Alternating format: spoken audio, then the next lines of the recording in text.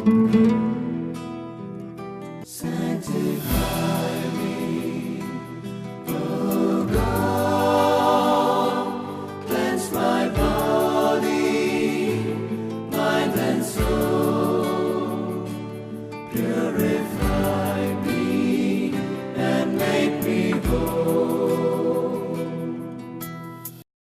is your goodwill? Goodwill is that you have accepted Christ, you are a Christian, you together has come here now. You have the right. You have the right. You have the right. No one can deprive you. No one can separate you from this.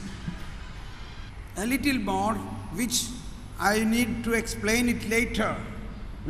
Now, a little more point is, many of our imperfections, say alcoholism or arrogant or anger or some of the immorality, so many bad things, we can see a connection. Yes, he is a drunkard because his father, his grandfather, all were alcoholics. He is such an angry man. Yes, no doubt his father was also like that. His children is also like that. So we can see a flow of the negative influences in our generations. But what is salvation? Salvation is to disconnect all these negative influences. So the one who is in Christ is a new creation. The old is passed away. The old means not only the old of today, the old of the past generations. These are disconnected through the grace of our salvation. This we have to believe. I remember a person who said, I am a Christian. Yes, I am born Catholic. I am a born Catholic. But I don't believe in Christ. This is. For me, all God is same. Christ, Buddha, Sai Baba, all these people are same. All these people have a lot of followers. So many people likes them. Everybody gives good teaching. So I like. Now, can this person be disconnected salvifically from the negative influences of the past generation? Can he experience his baptism? He cannot, because he do not really believe that Jesus is the only Savior who died for him. He is the Lamb of God who takes away the sin of the world. This is important. But he is a baptized person, but living in darkness. So who can help him? Generation after generation, no change. He received baptism. He also gave baptism to his son. He will be also like this. The reason is, although we are Christians, we cannot say like John the Baptist, behold the Lamb of God who takes away the sin of the world. We must be able to say that. He is the Savior.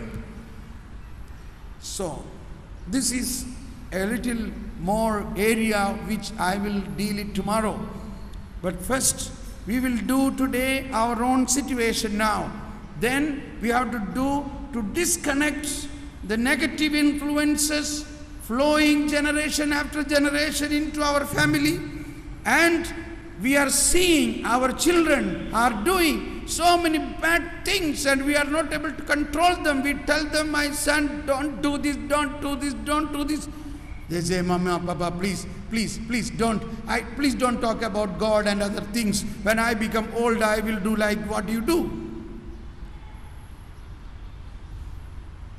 What can we do? We can do many things. We have to do many things. Okay, so this is another area of salvific grace. Now coming to our more strong realities. How can we experience the salvific grace accurately in our healing. I now remember one of the event which took place in Bombay when I began to give this not exactly a couple retreat but an ordinary inner holiness retreat. The first day there was a group like this, but around 4 o'clock one lady came completely restless. She says, "Please pray for me." I said, "Yes, why are you upset?" No, I don't have much time." "Why, what is that I should pray?" "Pray that I have given an application into the court of divorce and also in the diocesan court that our marriage be divorced soon. Please pray that it happens fast." See, there are some prayers which we cannot pray. This is one of the prayer. She said, so I said, "What's the reason?" No, there is no need of now searching about the reason. The matter is over. I don't want to talk about him. I don't want to think about him. He is not a man. He is like an animal. From morning to evening, he is drinking, beating, doing all nonsense anybody can do. He is already gone away for last 1 year. I do not know where he is. But I have my life. I have my children. So I want to get rid of him and I want to have a peaceful life. All these things she said in one breath.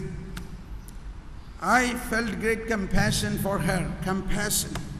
I can understand her. But then I said, "My dear, the solution, this is not the solution. This is not the way to handle this issue." Then I have told her, Jesus is your solution. Try Jesus. Everybody say? Everybody say, try Jesus. Say everybody. Louder. Raise your one hand and say, yes.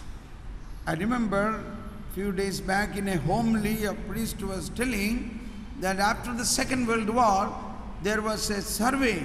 There was a survey that how can the world can be the solution. What is the solution for the world? Millions of people were killed and such a chaos. So many people have written big solutions. Some are 10 pages, some are like a book, some are so many pages. What is the way to bring peace in the world? What are the solutions? And the first praise was given to only this two-word answer. The first praise given to this two-word answer. What was that? Try Jesus. Try Jesus. He is the solution. So I told her, what is the problem? The problem is you are focusing on him and his bad things. You are focusing on her and all her bad things. That is not the solution. You have to focus. You have to remember that every problem has a solution. Yes or no? Do you agree with this? Every problem has a solution.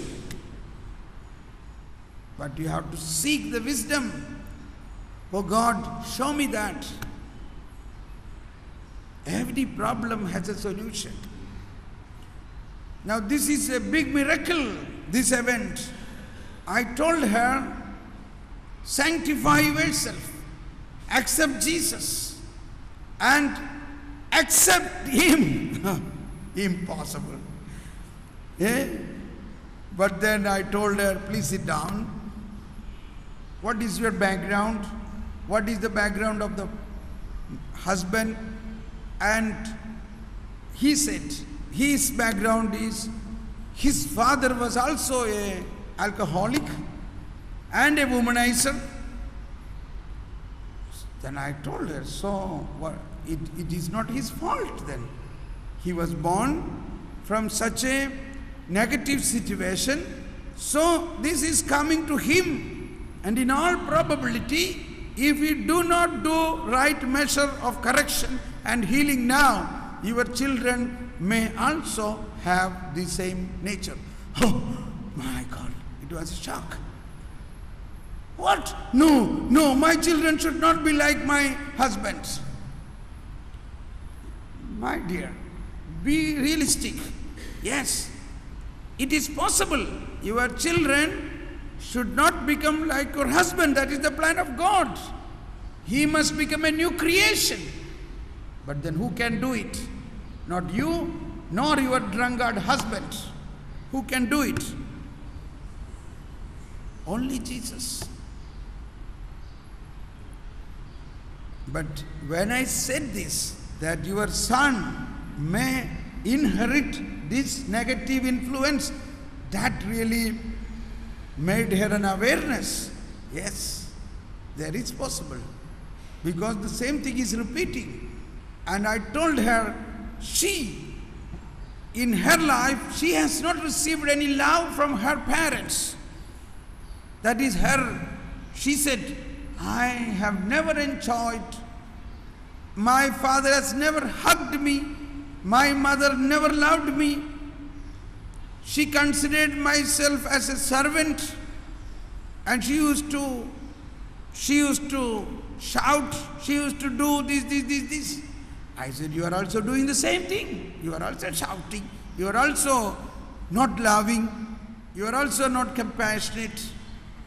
So the same nature is coming in you. You are not able to love your husband. He, of course, is such a big problem, but you could love him only if you receive that supernatural love. You see, cross is a story or a reality of two pieces of wood. Cross is a reality of two pieces of wood. One is vertical, another is horizontal. Do you know the 10 Commandments are written in 2 stony tablets? Do you know how many in each tablet? The first tablet, there were 3 commandments, and the second tablet, 7 commandments. The meaning is, the first 3 commandments are towards God, that is the vertical, God and man. And the 7 commandments are horizontal, between man and man. In that 7th commandment, the first commandment is about family. Respect your parents. And you can see in all other commandments also, do not do adultery, do not desire others' wife. All these things are focusing to the salvation plan of the family. So, this vertical and horizontal. The vertical is the union, the connectivity with God and man. Unless we have this connectivity with God and man, we cannot have a connectivity with man and woman or man and man. It is an interesting logic to see how can this horizontal wood stand. Can it stand? This horizontal wood, where is it holding? Where is this horizontal wood holding? Only on the vertical. I hope you got the point, correct? The vertical, the 3 commandments, which brings a connectivity with God and man, is to be established. From that the power comes to love one another, to accept one another. So, we can see in the life of Adam and Eve, as long as they were united with God, they were one heart. They were in great love. They were in great intimacy. But the moment Adam and Eve lost the connectivity, when they have gone away from the providence of God, they lost the connectivity between God and man, and also they lost the connectivity between man and woman. We can see God came to Adam and said, Adam, what are you doing? What have you done? Have I not told you not to eat this? Oh, this is not my mistake. It's because of that woman whom you have given. See, are we still in the same condition or not? Are we still blame? Oh, no, it's not my fault. It's because of my wife. Many people say, it's not my fault. It's because of my husband.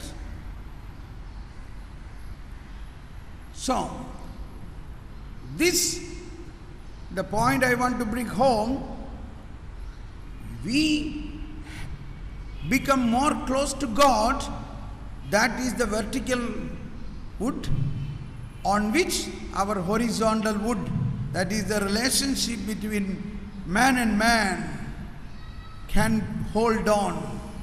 Okay, coming back to this incident of healing, one of the supernatural healing I have experienced in this place. I told her, my sister, I know it is agony, it is a great difficult situation, but for Jesus, nothing is impossible. You have to understand, you also did not receive love, so you cannot give love. Your husband have not received love, so he cannot give love. He has no faith, because his ancestors had no faith. He don't care about God, so he is living in such a darkness. So now she said, what should I do? I said, you should not go for a divorce. That is not the plan of God. The Bible said God hates divorce. The Bible says in Malachi chapter 2:16, I hate divorce. I hate divorce. Sometimes when we in the family, when we become so much upset, we say, okay, I'm going to have divorce. It is just foolishness. We don't understand that there is no divorce in the Catholic Church. There is no divorce in the marriage.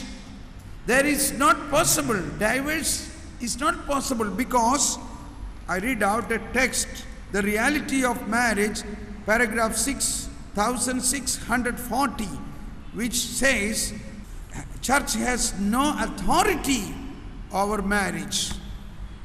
The church can give the sacrament of marriage. Please understand, 1640, that the marriage bond has been established by God. By God. Marriage is a bond established by God Himself in such a way that a marriage concluded and consummated between baptized persons can never be dissolved. This bond, which results from the free human act of the spouses and their consummation of the marriage, is a reality, henceforth irrevocable, and gives rise to a covenant guaranteed by God's fidelity. The church does not have the power to contravene this disposition of divine wisdom. We must understand the dignity of our married life. The Pope cannot dissolve our marriage. The Pope cannot dissolve our marriage. The church cannot dissolve our marriage. God Himself is the author of the marriage. But once it is consumed, it is irrevocable. The church has no power. That is why we say it is not possible to divorce. But then If the marriage took place not in a valid way, then it can be made invalid. That is annulment. Okay, so I have explained to this woman, this is the situation. Yes, situation is very bad, but God can change this. He is the creator God. We believe in a creator God who can recreate our life. He can make everything new. He has raised Lazarus from the dead. That God can do. And this moment, she knelt down and surrendered this situation to Jesus. I can never forget that. This woman who came with such a negative feeling started experiencing the grace of God. And she knelt down the same floor. We were standing in the portico of the hall. She knelt down and said, Lord, I do not know. Help me. I am helpless. It is impossible for me to live like this. The second thing I said, oh Lord, give me that compassion towards my partner. Yes, he is a drunkard. He is a womanizer. He is doing so many bad things. But Jesus, you have come to save the sinners. You know his sins. I cannot do anything. You have given your blood. You have sacrificed yourself for his sin. I gave her a piece of paper, a personal prayer. I said, you pray this. Focus that the Trinity is in you and the Trinity is in him. Accept him because God loves him. God lives in him, even if he is a sinner. Now, this was on the first day of the retreat. She do not know where this man for last 1 year. Second day, she came for the retreat. Third day, she came. On fourth day, morning at 5 o'clock, when she was in home doing her personal prayer, suddenly she is hearing a very familiar knock.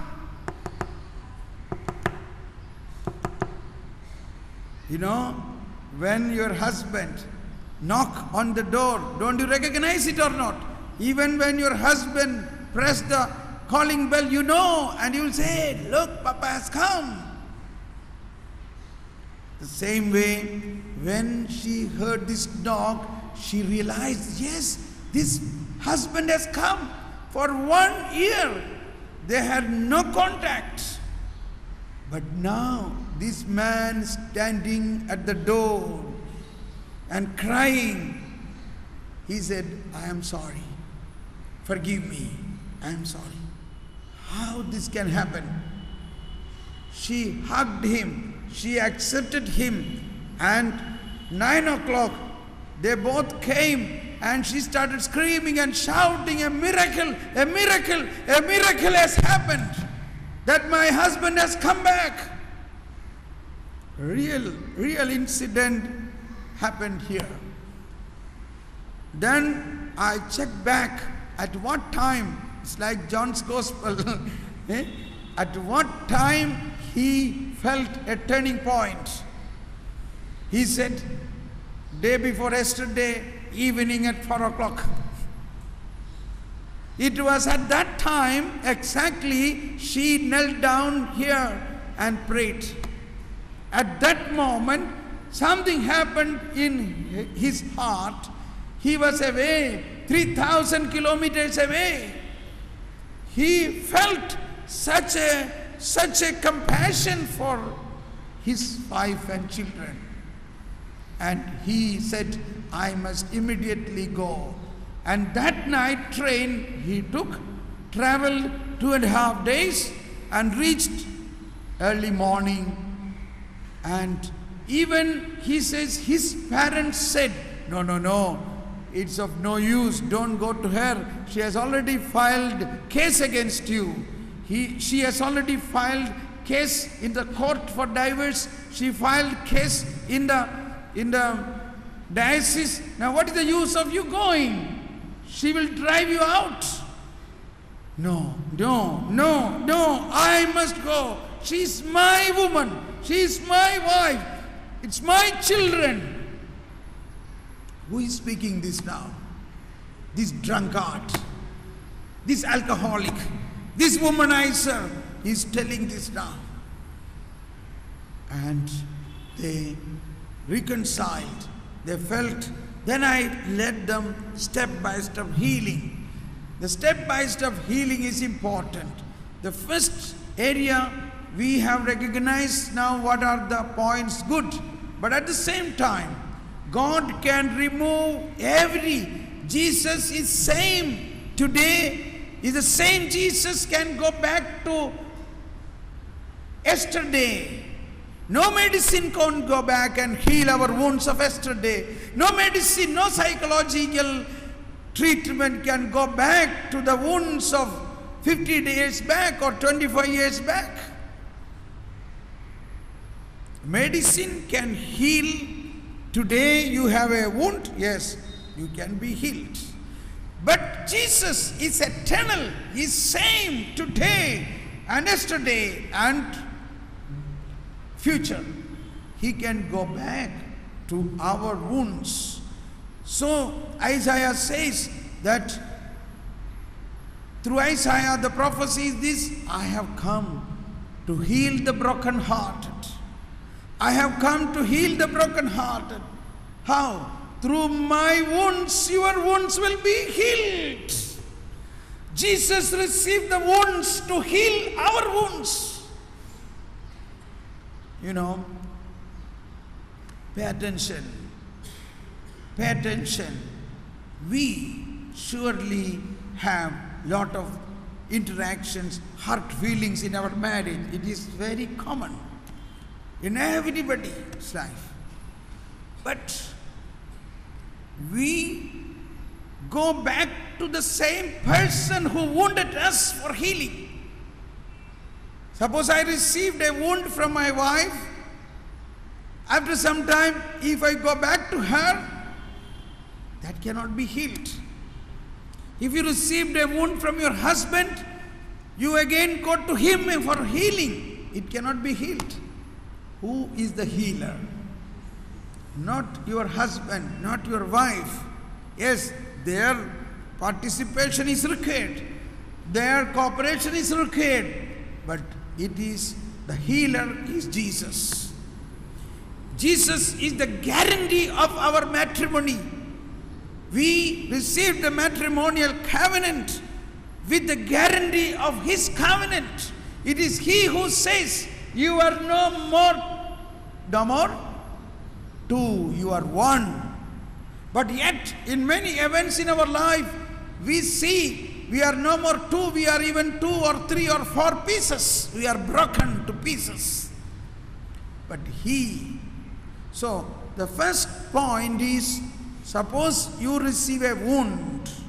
Suppose you have already received many wounds. With that wounds, first go to Jesus. Lord, you are my Savior. You have already wounded for my wounds. Already. But I have not yet experienced that healing. I surrender that wound to you. First point.